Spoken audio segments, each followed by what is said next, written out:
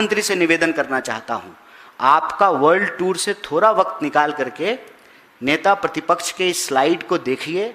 शिक्षा का सवाल एक गंभीर सवाल है, इस सवाल को गंभीरता से लीजिए, लीपा पोती नहीं कीजिए, हेरा फेरी से काम नहीं चलेगा।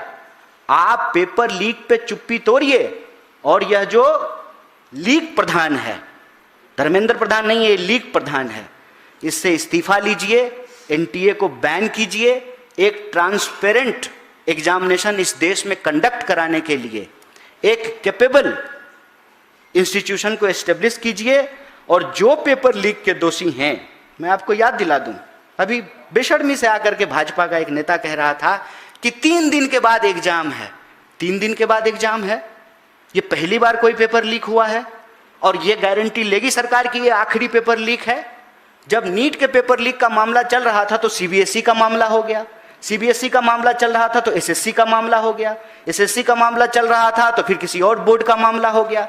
ये लगातार फैलने वाली बीमारी है। तो ये आज की बात नहीं है। पिछली बार पेपर लीक को लेकर के जब राहुल जी भारत जोड़ो न्याय यात्रा कर रहे थे, उत्तर प्रदेश के इलाहाबाद से यह सवाल जब पूरे देश में गूंजा, तब जाकर के 2024 में सरकार कानून लेकर के आई।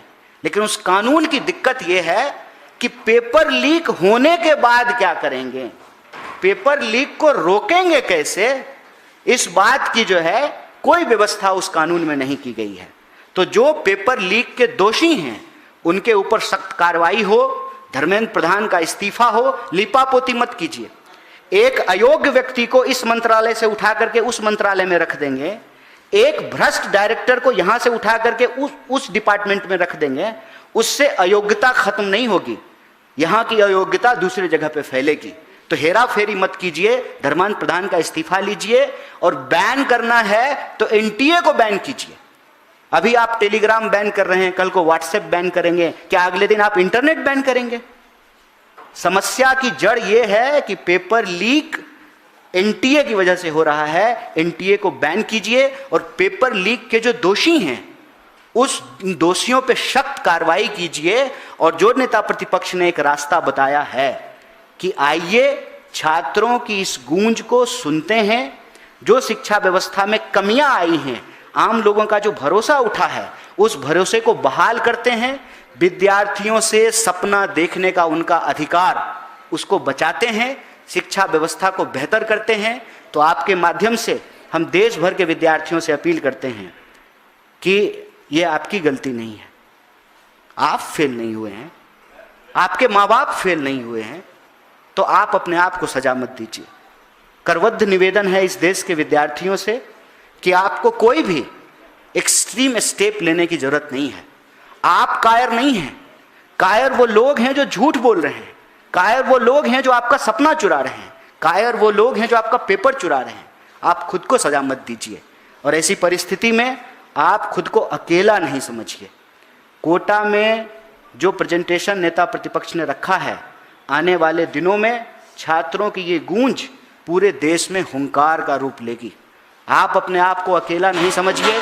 नेता प्रतिपक्ष, पूरी Congress party, NSUI, youth Congress, हमारा सारा का सारा सेल और डिपार्टमेंट विद्यार्थियों के साथ खड़ा है। और विद्यार्थियों के हक की यह लड़ाई सिर्फ विद्यार्थियों के हक की लड़ाई नहीं है, यह देश के भविष्य को बचाने की और उसको बेहतर बचाने की लड़ाई है। हम सब आज इस प्रेस के माध्यम से यह संकल्पित हैं कि हम इस देश में पेपर लीक भी रोकेंगे और जो शिक्षा को आज खरीदने बेचने की वस्तु बना दी गई है, इसको बुनियादी अधिकार बना करके रखेंगे, क्योंकि शिक्षित भारत से ही विकसित भारत बन सकता है। लोगों के सपने छीनकर, लोगों की आंखों को फोड़कर विकसित भारत का चश्मा नहीं बेचा जा सकता है। सरकार का शिक्षा का जो कुल बजट है, उससे ज्यादा आम लोग अपने जेब से खर्च कर रहे हैं और जेब से खर्च करने के बावजूद इस बात की गारंटी नहीं है कि उनके बच्चों को अच्छी गुणवत्तापूर्ण शिक्षा मिलेगी। और शिक्षा के बाद फेयर एग्जामिनेशन होगा और एग्जामिनेशन के बाद एडमिशन होगा, नौकरी मिलेगी, इसकी गारंटी नहीं है। इसीलिए कांग्रेस पार्टी के लिए शिक्षा का सवाल एक अहम सवाल है। इसको लेकर के हम लगातार सड़कों पर हैं और हम आपको याद दिला देना चाहते हैं। कई सारे बेशर्म प्रवक्ता भाजपा के और मंत्री कह रहे हैं कि अभी एग्जाम है तो आप राजनीति कर रहे हैं। नहीं, आप भूल गए, ये एग्जाम दोबारा हो रहा है, पेपर लीक होने के बाद 1 महीने के भीतर हो रहा है, और आप टेलीग्राम को बैन करके ये लीपापोती कर रहे हैं कि कुछ ही लोगों को पता चलना चाहिए। पेपर लीक जो है पता कब चला? जब करोड़ों में कुछ लोगों को बेचा गया प्रश्न पत्र, और वो जब आगे बेच दिया, मतलब 80 बार से ज्यादा जो पेपर लीक हुए हैं वो तो देश को पता चला है, और कितना पेपर लीक हो रहा है इसकी कोई गारंटी नहीं है। और वो बेशर्मी की हालत ये है कि जवाबदेही तय करने की बजाय कह रहे हैं कि 2 दिन के बाद एग्जाम है, आप प्रेजेंटेशन दे रहे हैं। तो हम आज इस सवाल को नहीं उठा रहे हैं। अपनी याद में हम आपको बता दें कि ये लगातार 4था साल है जब नीट के पेपर को लेकर के सवाल उठे हैं। हम आपको याद दिला दें कि पिछले साल भी इसी वक्त सुप्रीम कोर्ट में हमने पिटीशन किया, और सुप्रीम कोर्ट में सरकार की तरफ से हलफनामा दिया गया कि नहीं, ज्यादा पेपर लीक नहीं हुआ है, कुछ सेंटर पर लीक हुआ है, इसलिए रीनीट कराने की जरूरत नहीं है। इस बार जब पेपर लीक का मुद्दा आया, हम लोग सड़कों पर थे, तो सरकार आनन फानन में खुद ही रीनीट कराने चली गई, और रीनीट का घोषणा करने के बाद कह रही है फिर वही जवाब कि थोड़ा सा प्रश्न लीक हुआ था, बिल्कुल थोड़ा सा। ये कोई जवाब होता है?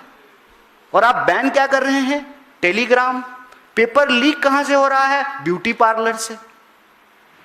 जो टीचर क्वेश्चन सेट कर रहे थे, वो set question paper beauty parlour पहुंचा, ब्यूटी पार्लर के माध्यम से फिर स्टूडेंट्स तक पहुंचा, फिर स्टूडेंट के माध्यम से और स्टूडेंट्स के पास पहुंचा। ये पूरा का पूरा शिक्षा को व्यापार बना दिया गया है। शिक्षा जब व्यापार होगा, लोगों का बुनियादी अधिकार नहीं होगा, तो शिक्षा इसी तरीके से खरीदी और बेची जाएगी। शिक्षा जब लोगों का भरोसा खो जाएगा शिक्षा व्यवस्था पर से, तो लोग अवसाद में जाएंगे, और अवसाद का नतीजा ये है कि सिर्फ पेपर लीक के चलते, नीट के पेपर लीक के चलते दर्जन से ज्यादा विद्यार्थी आत्महत्या कर चुके हैं। आंकड़े ये बताते हैं कि 1 घंटे में 2 नौजवान आत्महत्या कर रहा है इस देश में। मंत्रियों को कोई फर्क नहीं पड़ेगा। क्यों? क्योंकि उनके बच्चों को एंट्रेंस नहीं देना पड़ता है, उनके बच्चों को पेपर लीक से कोई फर्क नहीं पड़ेगा। उनके बच्चे इस देश के एजुकेशन सिस्टम में नहीं पढ़ते हैं, उनके बच्चे विदेश में पढ़ते हैं,